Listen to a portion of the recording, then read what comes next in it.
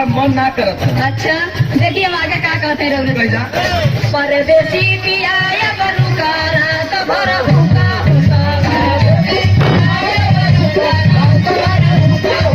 परदेसी पिया या बरुका रात भर हुका हुका। ऐसा बार-बार मौका ना है। मौका तो बहुत मिली। वो तो कहते ऐसा बार-बार मौका नहीं मत जाए आप कमाए। हाँ कहता तू कहत है। देखो हम कहते हैं ऐसे गर्मिया में आई ना मौका, ऐसे गर्मिया में आई ना मौका, ऐसे गर्मिया में आई ना मौका। हम तो के हम की बलम हम के हम का